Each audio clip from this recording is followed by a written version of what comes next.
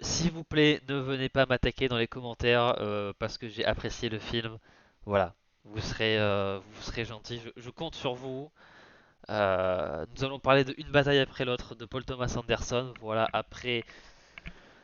Alors, c'est Licorice Pizza. Je sais jamais comment dire licorice en anglais. Voilà, je crois que c'était il y a 3 4 ans maintenant. Donc il revient, voilà, avec cette fois-ci DiCaprio, Benicio del Toro, Sean Penn, Chase Infinity, Teyana Taylor, Regina Hall. Enfin voilà, un casting vraiment pas dégueu. Et du coup, pour être bien le hipster de merde inconscient, est-ce que le nouveau PTA il est bien ou pas? Eh ben on va voir ça. On va voir ça. Ah, il était connu le réalisateur? Merde, j'ai Ouais, jamais entendu parler. il a fait Magnolia, il a fait There Will Be Blood. Enfin voilà, un gars, voilà, une bonne réputation. Je crois que la plupart de ses films ont des très bonnes notes, donc bon, il a quand même une bonne réputation. Alors, qu'est-ce que c'est? Qu'est-ce que c'est finalement une bataille après l'autre? Ça raconte l'histoire de Bob, euh, qui alors ne s'est pas toujours appelé Bob parce que fut un temps il était un révolutionnaire américain euh, qui voilà menait des opérations pour libérer des migrants, casser les couilles au gouvernement, etc., etc., des opérations de sabotage, etc. Et il finit par rencontrer ce qui sera, alors ils seront jamais mariés, mais ce qui deviendra la mère de sa fille, qui s'appelle Perfidia Beverly Hills. Voilà, un nom assez incroyable quand même. Euh, et après justement voilà la naissance de leur fille avec cette dame-là. Mais du coup la mère flippe un peu et se casse finalement, euh, laissant Bob avec une toute petite fille. Sauf que la mère en question finit par se faire attraper. Elle finit par lâcher les noms de ses compatriotes et du coup Bob avec sa fille se retrouve à fuir le gouvernement, voilà pour essayer de protéger sa fille, etc., éviter de crever, etc. Euh, voilà, grosso merdo, c'est ça le truc.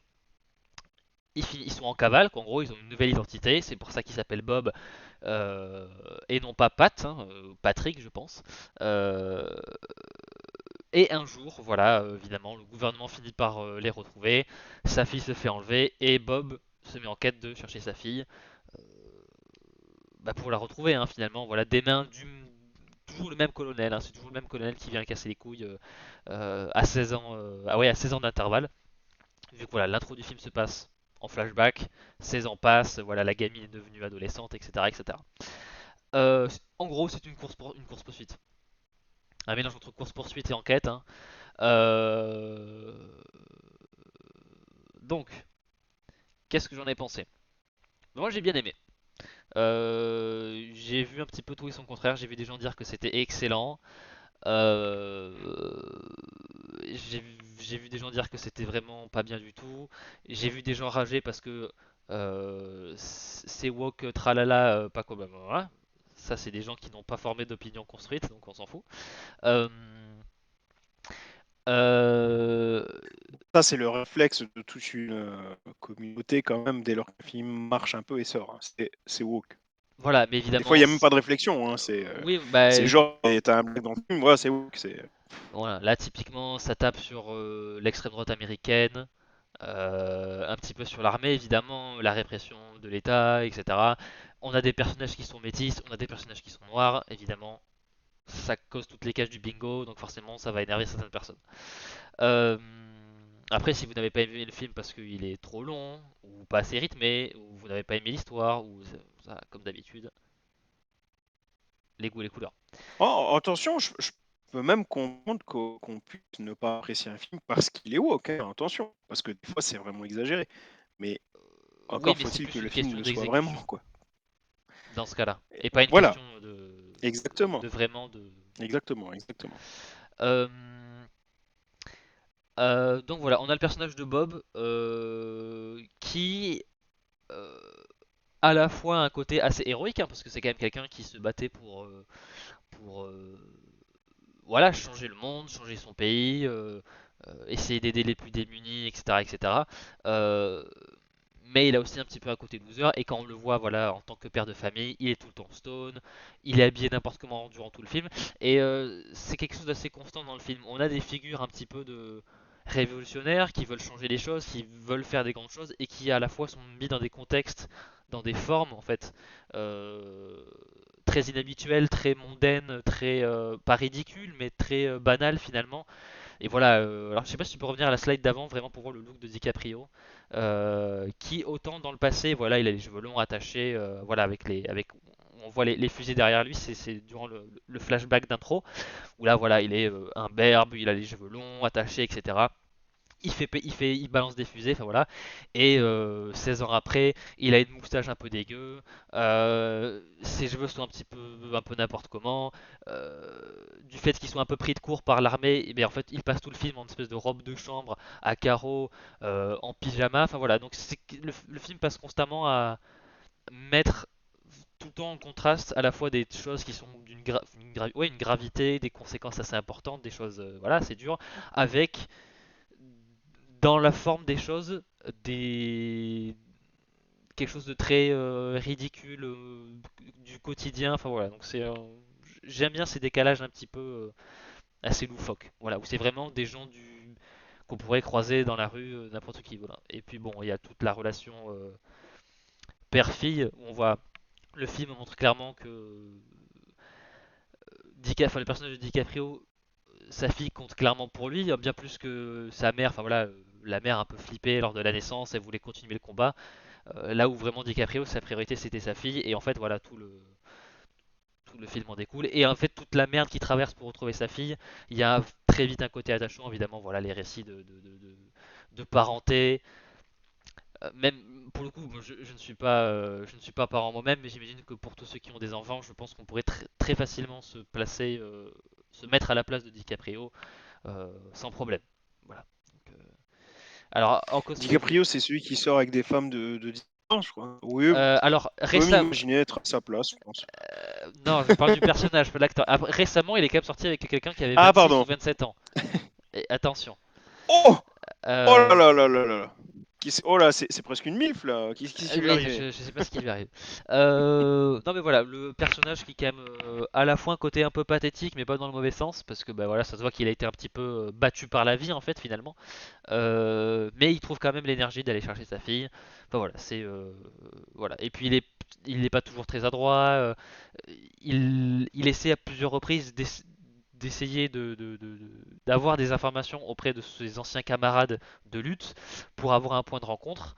Et à chaque fois, il n'arrive pas à se souvenir d'un code, de la phrase du code pour bien prouver que tu es un allié de ces gens-là, etc. Et voilà, il y a des situations très loufoques comme ça.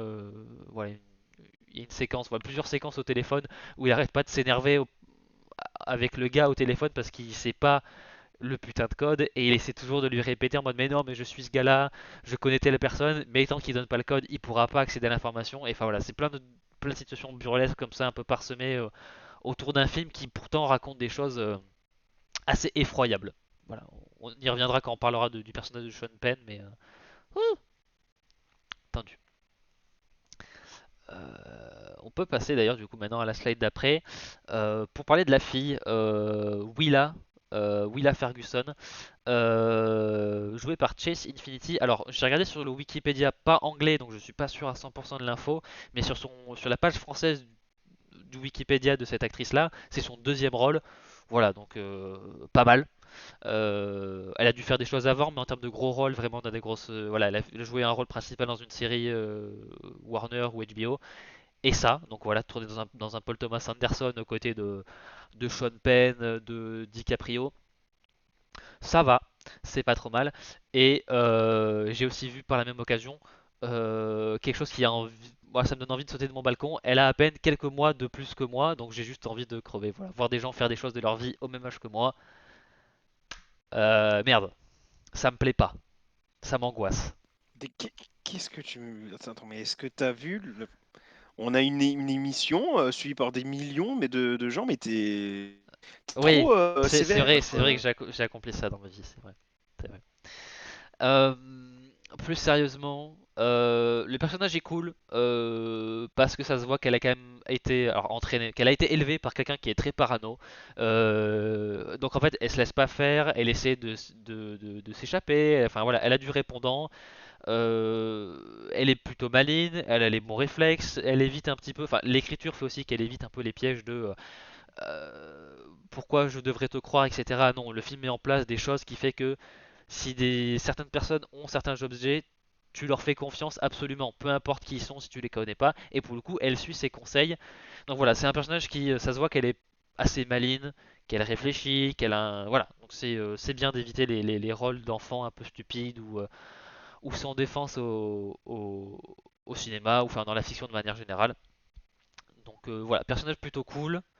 Euh, J'allais dire, enfin, l'actrice est très bonne. Enfin, en termes de jeu, attention, me faites pas dire ce que j'avais pas dit. Enfin, enfin, tout le monde est très, de toute façon, tout le monde, enfin, tous les acteurs et actrices sont très bons dans le, dans le film. Il n'y a aucun souci. En même temps, vu le casting, ça aurait été un petit peu étonnant si ça avait été l'inverse. Voilà. Voilà, le personnage de Willa plutôt cool. Et on voit un petit peu clairement tous les thèmes de transmission, de reproduction sociale aussi vis-à-vis du personnage parce que elle suit un petit peu dans ça suffit Mac.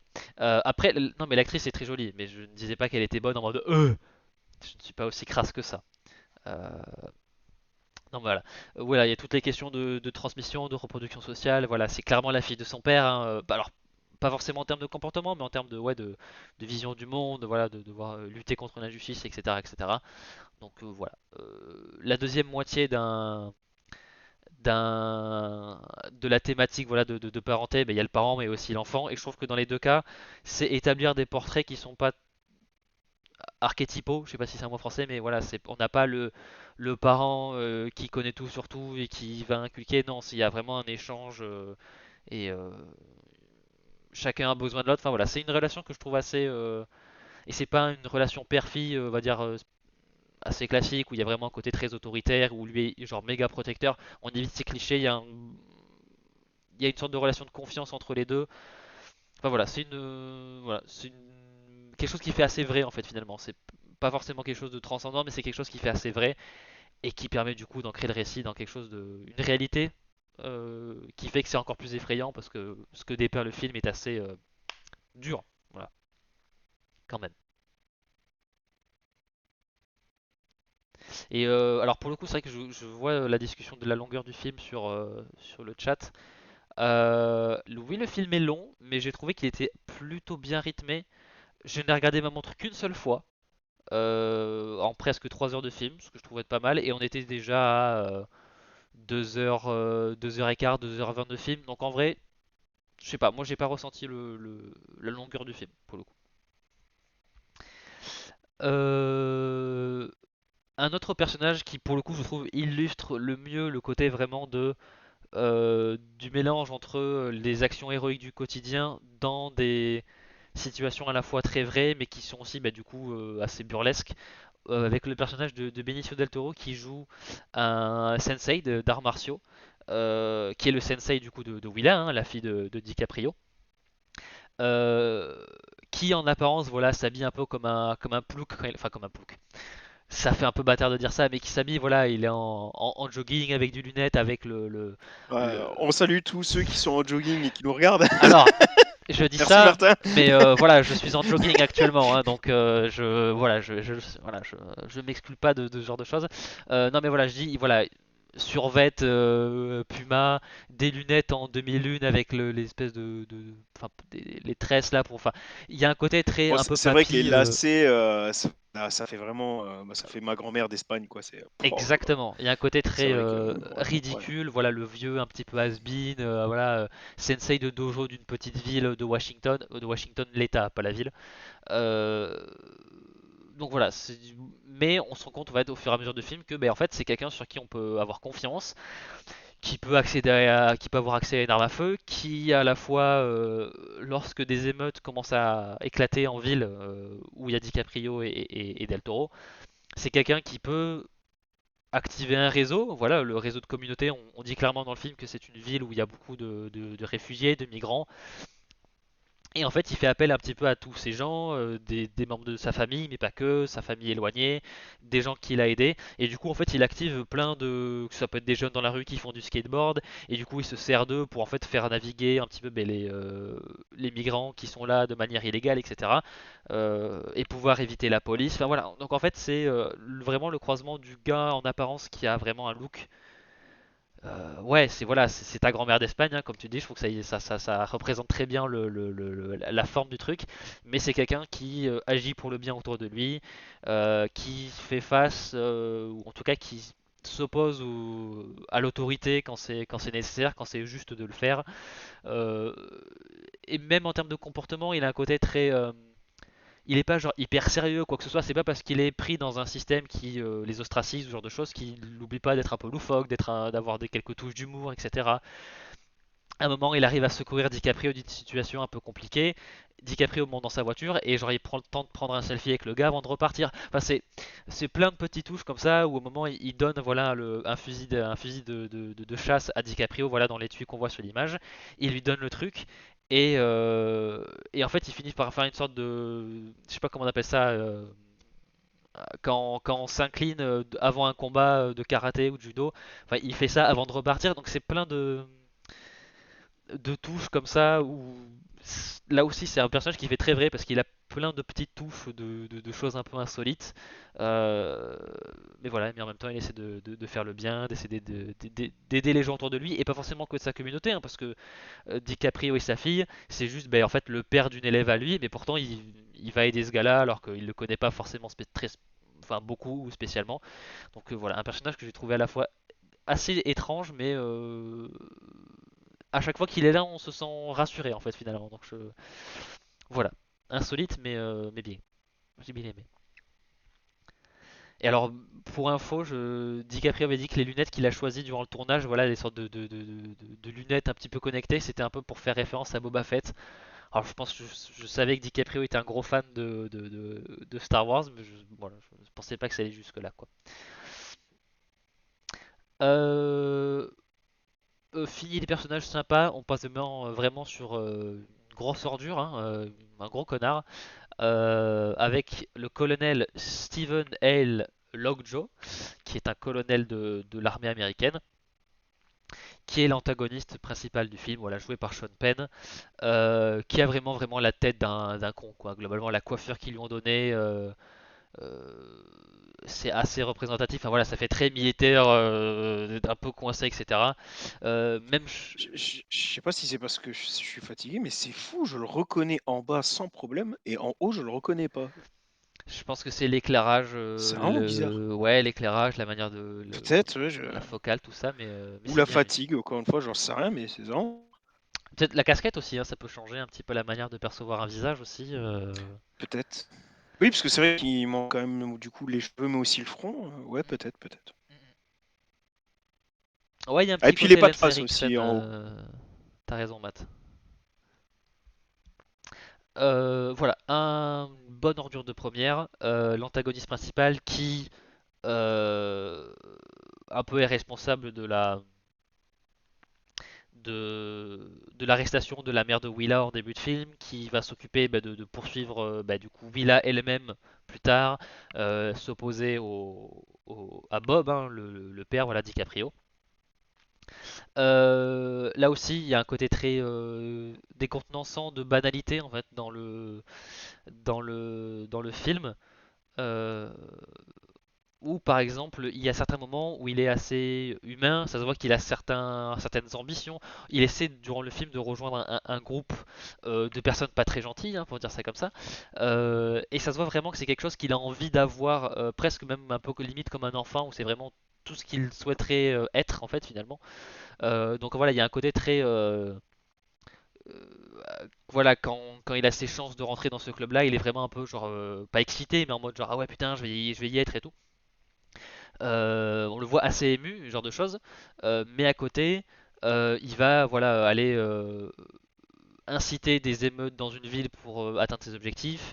Il passe son temps à emprisonner des gens alors certes, ce sont des migrants de manière illégale, mais quand on voit ce qui se passe aux États-Unis avec les centres de détention à la frontière mexicaine, enfin voilà, c'est le même. Typiquement, c'est ce qui se passe, hein.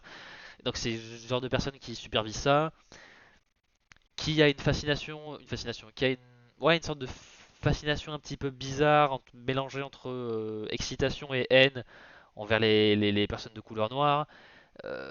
Il se fout clairement des gens qui sont ouais, de couleur ou mexicains ou ce genre de choses. Il veut rentrer dans un groupe qui sont globalement des néo-nazis, hein, qui parlent de purification raciale, etc. Donc c'est quelqu'un qui, même s'il veut rejoindre ce club plus par opportunité, parce que il permettrait d'avoir plus de pouvoir ou plus d'argent, etc. C'est quand même quelqu'un qui serait prêt à mettre de côté toutes ces questions morales juste pour avoir un peu plus de pouvoir. Donc dans tous les cas, dans le meilleur des cas, c'est une très mauvaise personne. Dans le pire des cas, c'est une horrible personne. Donc voilà, vraiment une bonne ordure de première qui a un côté assez bizarre dans la manière de parler. Il bouge toujours sa mâchoire. Il a une manière de. Sean Penn lui donne une manière de marcher très bizarre. J'ai déjà vu des vieux qui avaient déjà fait l'armée dans la vraie vie, un peu marcher comme ça. Ça se voit qu'ils sont un peu pétés en deux, mais ils ont quand même un peu le réflexe de marcher de manière très droite. Enfin, là aussi, il y a un côté très. J'ai déjà vu des vraies personnes avoir certaines de ces tics, pas être des gros connards, mais avoir certaines de ces tics de déplacement ou de langage ou de articulation faciale, etc. Donc voilà, et le fait que ce soit un gros connard qui soit vraiment un outil d'un régime américain qui, pour le coup, pourrait être très bien le régime américain dans 5 ans, même moins de temps en fait, hein, voilà, dans les répressions assez violentes de manifestations, qui peuvent eux-mêmes aggraver les manifestations, genre par leurs propres agents, pour pouvoir avoir le prétexte de balancer du lacrymo. Enfin voilà, c'est des choses qui se passent déjà dans la vraie vie. On voit la pente que prennent les États-Unis, et là clairement, quand je vois comment Alors, c'est un détail, je sais pas si c'est moi qui suis pas assez, qui ai pas assez de connaissances sur le sujet, mais la plupart du temps, quand on voyait des gens dans le film armés avec des gilets pare-balles aller intervenir pour traquer que ce soit Willa ou d'autres dissidents, etc. C'était des gens qui avaient vraiment habillés en treillis, etc. Mais pourtant, il y avait marqué police. Donc je sais pas si c'est une Amérique où la police est devenue genre tellement militarisée que ils sont vraiment, on peut pas les distinguer de l'armée normale.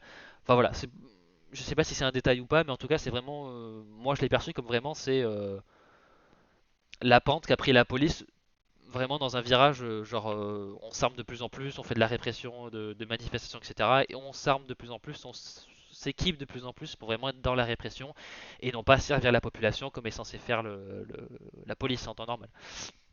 Donc voilà, c'est plein de petits points où je vois vraiment un petit peu une Amérique dans 5 ans, ce qui me fait assez flipper, mais ce qui rend aussi le film assez pertinent, je trouve assez important dans le message qu'il a, euh, mais aussi qui montre une certaine ironie, hein. On va dire que les groupes fascistes, les groupes néo-nazis parfois n'hésiteront pas à manger leurs propres membres, leurs propres éléments pour survivre ou pour rester dans une sorte de puritanisme imaginaire, etc.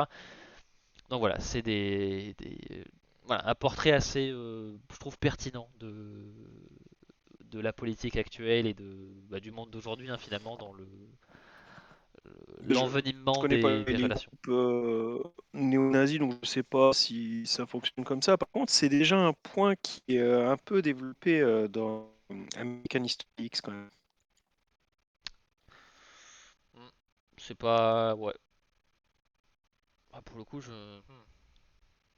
peut-être. D'ici 5 ans, les Ricains, moins 2005, on y va récemment. Oui, mais attends, l'Amérique est un pays tellement grand qu'il y a un peu tout et son contraire. Et pour le coup, c'est ce qu'on voit aussi dans le film, hein. On voit tout et son contraire. On voit vraiment des gens qui te parlent de il faut pas se mélanger avec les gens de couleur, etc. Et d'un autre côté, t'as des gens qui sont prêts à aider n'importe qui parce que c'est la bonne chose à faire. Donc voilà. Et je trouve que ça permet d'avoir un. Il y a des gens qui disaient que oui, les méchants sont trop caricaturaux, etc., etc. Déjà, regardez les titres de presse, regardez ce qui se passe dans le monde. les gens d'extrême droite et les pires pourritures ont dépassé le fait d'avoir besoin d'être subtils, hein. Maintenant, ils peuvent l'être de manière découverte et ils n'ont plus vraiment de répercussions, donc ils se mettent à faire n'importe quoi. Et pour le coup, je trouvais que non, au contraire, le film était assez nuancé dans son image globale de ce qu'est les États-Unis, parce qu'il y a un peu le meilleur comme le pire. Par contre, c'est vrai qu'en termes d'individus, vraiment des opposés, hein. C'est vraiment l'extrême gauche et l'extrême droite, hein, qui voilà le groupe de révolutionnaires dont fait partie DiCaprio, c'est pas c'est dit clairement dans le film, hein. C'est vraiment on n'est plus dans le stade de on appelle les gens à voter, c'est on est dans le stade il faut qu'on mette un coup de poing. Enfin, il faut vraiment qu'on fasse des opérations choc parce qu'il y a que ça qui marche. Vous êtes d'accord ou pas d'accord, là n'est pas la question, mais c'est vraiment voilà quand tu vas au-delà de l'appel au vote et que c'est vraiment des méthodes d'action plus mais qui passent pas par les urnes. Là, on est vraiment dans une forme d'extrême gauche, vraiment dans la définition même. Donc c'est vraiment des opposés, mais ça montre que bah, il y a un peu de tout dans ce pays. Donc je trouvais ça assez intéressant. Euh, un point qui est cool, et d'ailleurs on aura l'occasion d'en reparler avec la celle d'après, c'est que le film est beau. En termes de photographie, c'est très très beau. Et je suis allé voir d'ailleurs sur la page Wikipédia qui s'occupe de la photographie, et c'est un gonze qui s'appelle Michael Bowman. Et ça faisait plaisir de voir un film. Déjà, les scènes de nuit sont belles, on voit ce qui se passe, sont pas désaturées, et vraiment tout le film a de très belles couleurs, a du contraste, une très belle maîtrise voilà, des couleurs, etc., de la photographie. Ça fait plaisir de voir ça sur un gros blockbuster et pas juste de voir des choses un peu bouillasses, grises, marronâtres, un peu désaturées. Comme quoi on sait encore le faire, hein, et c'est pas parce qu'on tourne. Et je crois bien d'ailleurs que. Alors, le film a été tourné en VistaVision, qui est un format assez connu, assez réputé, etc. Euh, mais on peut très bien faire des films qui sont moches sur VistaVision. C'est pas parce qu'on tourne sur pellicule que c'est forcément beau, et c'est pas parce qu'on tourne sur numérique que c'est forcément moche.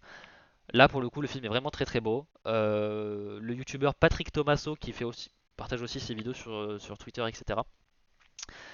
Qui est un gars qui parle beaucoup de photographie dans le cinéma, hein, vraiment des directeurs de la photographie, de cinématographie, de caméra, d'étalonnage, etc. A fait une vidéo justement qui est pas très longue en plus, je crois qu'elle fait 7-8 minutes, où il dit clairement voilà, que c'est un exemple de blockbuster moderne qui, euh, qui a de la gueule. Voilà, donc sa vidéo s'appelle Why This Movie Looks Like a Movie. Euh, donc voilà pourquoi ce film ressemble à un vrai film en gros. Et dans la miniature il y a marqué We can still do this. On peut encore faire ça parce que c'est vrai qu'il y a une certaine forme de comment éclairer les films qui est en train de se perdre de manière assez inquiétante.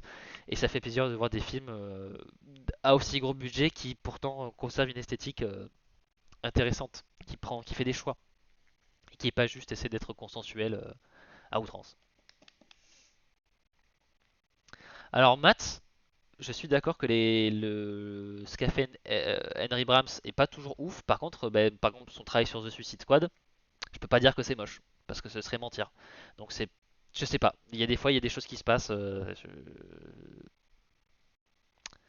C'est plus compliqué que ça, malheureusement, je pense. Tiens, il manque une slide, non? C'est moi qui j'avais mis un truc. Ou alors elle est peut-être après, ou alors je l'ai mise après. Juste avant cette slide, il n'y a pas un truc? Bah, et pourtant j'avais fait une slide sur. Attends, mais c'est moi qui déconne. Ou alors je Bon, l'ai tu mise t'es après planté. là. Ah, ben voilà, je l'ai mise là. My bad. Elle était mal calée. Il y a une scène de course-poursuite à peu près aux deux tiers du film qui était méga cool. Alors c'est pas qu'une scène à la boulite où c'est très nerveux avec des vrombissements de moteur et, hyper saturé, etc. Là au contraire c'est plus, ben, on est dans des grands espaces. Ben voilà, on est dans un désert américain, c'est des grands espaces, des grandes routes. On voit où sont chaque voiture. Il y a trois voitures impliquées dans cette course poursuite. Et on voit où est chaque voiture, on voit à quelle distance ils sont, etc. Alors déjà c'est beau, enfin voilà la lumière est belle, hein, voilà. Mais il y a tout un travail de voilà la route est pas linéaire, il y a des sortes de bosses, de montées, de descentes, et ça fait un peu il y a pas mal de plans où c'est vraiment la caméra est montée sur le capot de la voiture et on voit la caméra faire comme ça au fur et à mesure que la route monte et descend. Et il y a un côté très limite on dirait presque un navire sur l'eau. Enfin voilà, c'est une scène qui est très très bien réalisée. Elle finit d'une manière assez originale. J'avais jamais vu une course poursuite se terminer comme ça. Mais ça montre un petit peu l'intelligence de certains protagonistes. Donc voilà, une très bonne scène. J'en avais entendu parler un petit peu avant sur les réseaux, comme quoi elle était bien, et en fait finalement oui. Alors je m'attendais peut-être à vraiment peut-être les gens l'avaient vraiment méga hypé sur Twitter. La scène est très très bien, mais je dirais pas non plus que c'est pas d'un niveau de Max Fury Road, ça cherche pas à faire la même chose, mais très bonne scène. Un peu filmé différemment des scènes de course-poursuite de voitures habituelles, donc oui, c'est un bon point de bonne scène d'action entre guillemets. On va dire ça comme ça. Verdict donc. En plus, on arrive à une demi-heure tout pile de vidéo, c'est beau. Euh, Niveau du verdict, bah, j'ai beaucoup aimé le film. Il n'est pas parfait, c'est vrai que peut-être un poil long, mais j'ai pas ressenti la lenteur, donc je vais pas trop lui reprocher ça. Euh, J'aurais aimé voir un tout petit peu plus de choses à la fin, un petit peu comment les choses évoluent, mais je comprends le côté vraiment en mode bah, la vie continue et en fait on n'a pas besoin de savoir tout ce qui se passe après. Enfin, c'est vraiment bah, une bataille après l'autre, hein, c'est le combat continue, etc., etc. Mais entre voilà les deux camps un peu polarisés où c'est vraiment il y a des gens qui disent que c'est vraiment le meilleur film de la décennie ou de l'année et les gens qui disent que c'est une grosse merde. Je suis plus du côté que c'est vraiment très très bien. Je dirais pas que c'est vraiment le meilleur film de tous les temps, mais je trouve que c'est pour le moment sur l'année, c'est un des meilleurs films que j'ai vu. Et pour le coup, j'aime beaucoup oui, la sorte de prise de risque de Warner de se dire on va foutre 150 millions dans un blockbuster aussi politique que ça, avec certains choix artistiques parfois un petit peu couillus.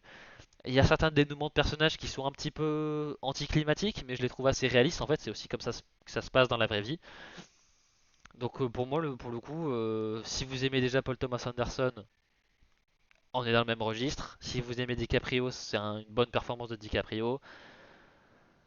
Voilà, moi je conseille. En tout cas, moi j'ai passé un bon moment, je conseille, je conseille. Voilà, c'était bien.